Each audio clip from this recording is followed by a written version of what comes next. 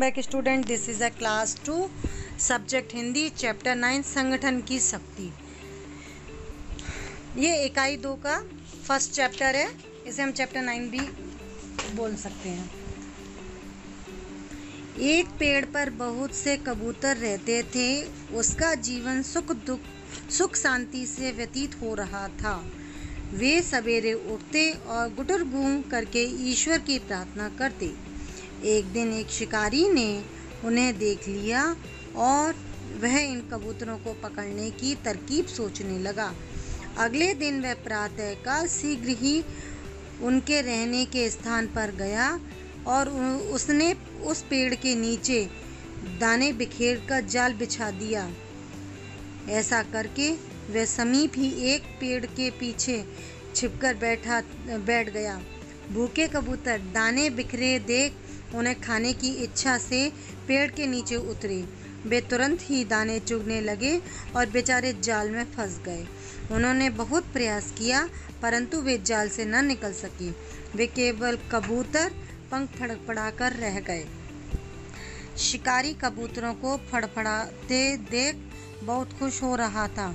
वह सोच रहा था कि आज इतने सारे कबूतर को बेचकर ढेर सारे पैसे कमाऊंगा। इतने में कबूतरों का सरदार चित्रगिप्त वहां आ गया। वह कहने लगा, भाइयों घबराओ नहीं, अपनी पूरी शक्ति लगाकर एक ही बार में जाल ले उड़ो। कबूतर अपने सरदार की बात समझ गए। सबने एक साथ जोर लगाया और उसे ले उड़े। शिकारी हाथ मलता रह गया। इससे ये साबित होता है, अगर हम एक साथ और हम सब लोग एक साथ हैं तो हम बड़ी से बड़ी जंग को भी जीत सकते हैं। जिस तरीके से एक लकड़ी को अगर हम तोड़ते हैं तो वो टूट जाती है और बहुत सारी लकड़ियां अगर हम एक साथ तोड़ेंगे तो वो नहीं टूटेगी। यानी यूनिटी पावर, यानी एकता में ही शक्ति होती है। कबूतरों का सरदार आगे आगे उड़ रहा था। वह उन्हें पहाड़ी के पास बिल में रहने वाले अपने मित्र चूहे के पास ले गया। चित्रगिप्त ने चूहे को आवाज़ लगाई। चित्रगिप्त की आवाज़ पहचान कर चूहा तत्काल बिल से बाहर आया। चूहे भाई, जल्दी से जाल काटकर इन कबूतरों को बचाओ, चित्रगिप्त बोला।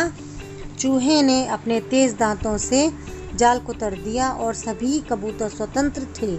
उन्होंने चूहे को धन्यवाद दिया और उड़ लिए। सभी कबूतर ने एक साथ मिलकर एकता का प्रदर्शन किया। यदि उनमें एकता नहीं होती तो शिकारी सबको कैद कर लेता।